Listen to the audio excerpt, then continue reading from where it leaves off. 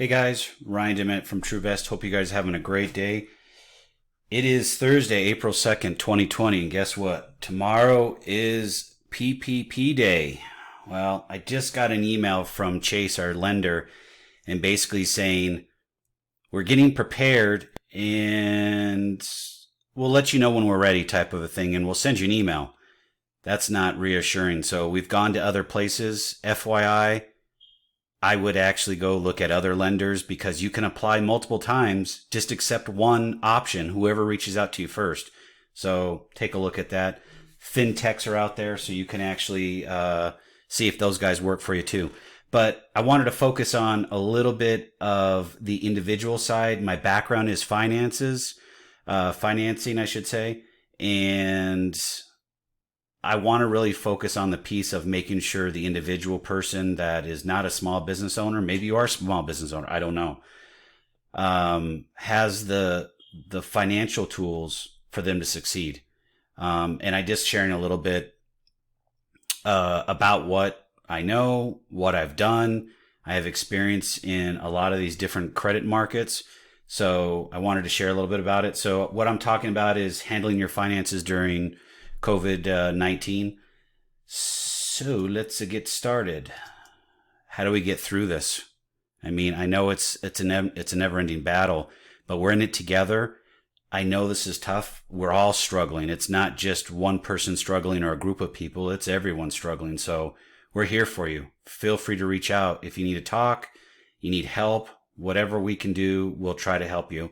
And if we can't, we'll help you find somebody that can. Got to go on the offense, guys. It really is. I know checks are going to start coming out from the stimulus. You know, they're saying the next 2 weeks, if you have direct deposit or a bank account on file with the IRS. In the coming weeks after that, they're actually going to allow you to be able to put in your banking information into the IRS website, and then you'll be able to get a direct check or direct payment that way instead of a check. But there are things that you can do beforehand that you should be doing already. Today is, the second of the month. So yesterday was rent day or mortgage day. So I'm going to talk a little about those things too. So where do you start? We got to make sure our four walls are secure. So your house, your roof. So you got to make sure the rent or the mortgage is paid. You got to make sure the utilities are paid. You put food on your table.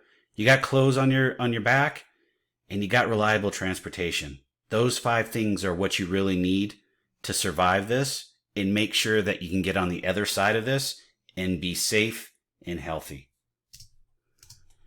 So know your monthly expenses. I know a lot of people do, but I'm just putting this out there. I just want to show a different side, give you some information. First thing, rent or your mortgage payment, utilities, car payment, food, fuel for your vehicle, clothes on your back, just like I said. So some financial tools. So if you have a mortgage, if you haven't done so already, have you called your mortgage servicer? And I think the last statistic I saw was 85% of loans in the United States, I could be wrong, don't quote me, are backed by Fannie and Freddie. So with that being said, you're eligible for forbearance for up to 12 months, but you need to call your servicer to figure out what's going on. Determine how they'll forbear or how they will be forbeared. So there's 3 options. They move your missed payments to the end of your loan. So if you have a 30-year loan, they're going to add 2 more months onto it, and that's where they'll put the payments. No harm, no foul. Really doesn't hurt you from a finance standpoint, nor does your payment go up. The next is they'll take however many payments you've missed and spread it out over the remaining terms of your loan. Let's say you have a 30-year loan. You've already paid 2 years, so you've got 28 more years left. They're going to spread it along those 28 years. Now, that being said, your payment's going to go up. So is it going to go up a lot? If you have 28 years left, probably not. If you have 1 or 2 years, you could see a significant increase. The last is it's due at the end of the forbearance. So you have, let's say you have a forbearance in April and in May. So you have 60 days and your monthly payment for just example is $1,000 a month. So you have $2,000 due when it comes to June. Well, now you've got to make that dollar amount up plus the June payment, so $3,000. If that happens, no go. Don't do it. Find another option. Work with the work with the servicer to figure out if they can do a option to where you can do a workout program on the loan. I know you're current. It's hard to do a workout when it's current, but if you're past due, they might be a little bit more lenient. The other thing is if you could work out some type of reduced payment program. My gut tells me is more than likely your loan is backed by Fannie or Freddie, and if that's the case, you're good to go. So, but just please make sure if it's this last option here, due at the end of forbearance, please don't just take that, because now you're going to be due for $3,000, and that's just too much. So please don't do that. Which forbearance will increase your payment the least? Moving the payment to the end of the loan. I've already answered that. Another piece. Ensure that your mortgage is reported to the credit bureaus as current. All Fannie and Freddie backed mortgages will be. It's already been put out there for Fannie and Freddie. It's all over the internet. It's all over the servicers. If it's Fannie or Freddie backed, you're good to go. If you're not, check with the servicer. Make sure you're not being charged any fees. So late fees, charges, whatever. Fannie and Freddie backed mortgages will not. Other servicers, I am not sure. So make sure that you actually check and get that in writing. Have them send you an email detailing the terms of the forbearance, when your next payment is due, and how they're going to apply that forbearance to your loan. And the last thing, do not stop making your mortgage payment until you get a confirmation from the servicer that they've put your mortgage in a forbearance. You don't want it to go past due. You don't want to get it reported to the credit bureaus. It's the last thing you want to do. All right, if you're renting, a little bit of a different story, not as many tools, but I've got some creative stuff. I am a landlord. We have worked with our renters. Our renters were proactive. That very first thing, communicate with your landlord ASAP. Mine reached out over almost 2 weeks ago.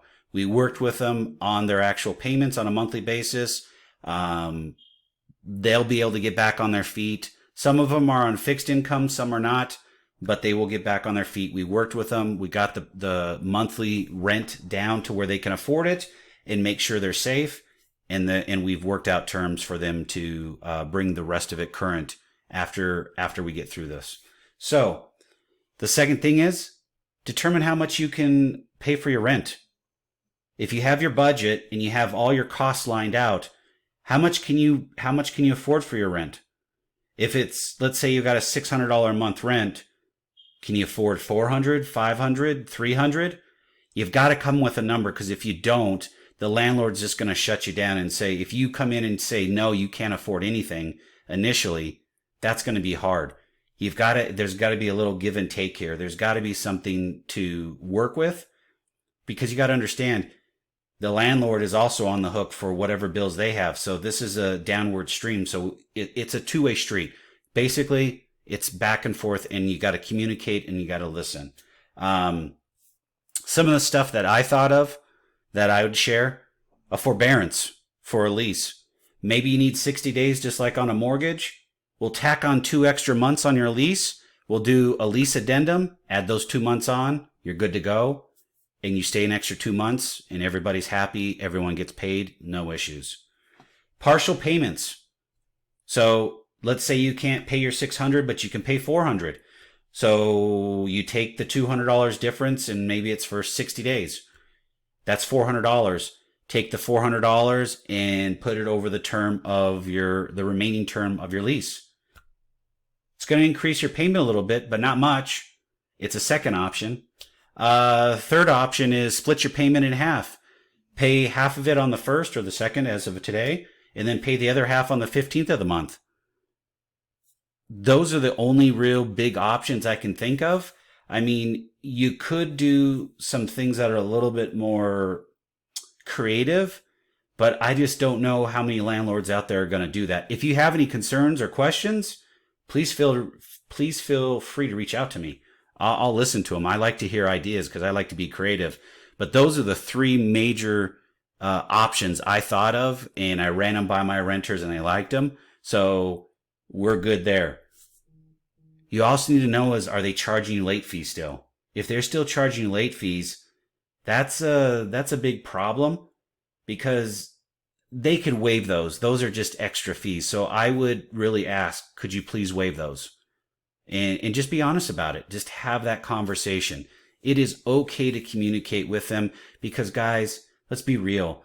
If you don't address this now, it's going to become a problem down the road, 120 days, 4 months from now, to where the eviction process can start. Even though most cities and states are going to put a halt on evictions, sooner or later the door will open up, and then that'll happen. And then you'll be so far behind, you can't catch up. I know life happens and life always wins, but sometimes you've got to put the certain things within your four walls, to cover you up, to make sure they're good. And this is one of them. Please reach out to your landlord and have a conversation with them. Here's a tip. Most multifamily rentals are going to be part of a HUD system, and HUD right now is put forbearance on all multifamilies. Now, you could be living in a single family and your landlord could own more than 5 rentals, which would make that a multifamily if he has it all under one mortgage. Well, that tip right here on this screen, if the landlord was extended forbearance by their lender, then they should be offering you the same thing. If they don't, they're in violation of their mortgage servicing agreement, which could get them in a lot of trouble. So if you need help finding out if they have a mortgage against a house, I'm sure I can help you. And if I can't get that information, I've got some people that can. Okay. Other creditors, there's tons of them. Credit cards, student loans, medical bills, car payment, line of credit. I'm sure I've missed some, but those are the major. Communicate with all of these individuals, creditors, please. Call them and ask for assistance. Most today are offering forbearances, but here's a caveat. Majority of them are going to let you defer your payment or forbear your payment for a period of time, but you're still accruing interest. The only ones out of this group is a student loan, and the student loan portion is only federally backed loans. So it's either FFELP, it's Federally Funded Education Loan Program, or direct loans. Those are the only 2 types of federal loans that you're actually going to have that are in that program, that they've actually, here is a website, which Fed Loan Servicing is one of the larger ones. 0% interest for student loans, effective March 31st, 2020. The interest rate on all federally held student loans serviced by Fed Loan will be temporarily reduced to 0. The 0% interest rate charge will be applied to all federal loans in any status: in school, in grace, in repayment, in deferment, and forbearance. So you're not being charged interest. You're not being charged fees. You're basically getting what they call an administrative forbearance, which they've put a freeze on your account, and they're holding you out for 6 months. So that's awesome. But here's another tip. If you can't afford to make a minimum interest payment on a monthly basis during this time, it would be smart, because you're not actually going to be helping yourself by not making the payment. All they're doing is stopping the interest, and then they're going to start it back up. All that's doing is extending that period of time. They're just adding this stuff onto the back. It's not frozen in time and saying this is where you're at. So just make sure that you're not being hurt, but if you want to continue to pay it off and be paid off in the same time that you were before, and you have the ability, make a minimum interest only payment. If you can make a full principal and interest payment, do it. That would be great. All right. Covered that. Make sure the account is being reported current to the credit bureaus. And if there's fees, ask them to waive them. And then my tip here is make an interest-only portion payment. It'll reduce your next monthly payment. Just makes your life a lot easier. A little bit about us, TrueVest. We're passionate about real estate. We're in neighborhoods. We work in the affordable housing space. We collaborate with communities. We collaborate with cities. We want to help people out. So if you need help, here's my contact information right here. You can phone me or text me or email me. Guys, I know it's rough out there. It's tough. We'll get through this together. You have questions, concerns, feel free to reach out. Stay healthy. Stay safe. And please, if you need help, reach out and talk to your landlord, talk to your servicer, talk to your creditors. You can't let this one slide because it's only going to hurt you down the road. All right? I'll see you guys on the flip side.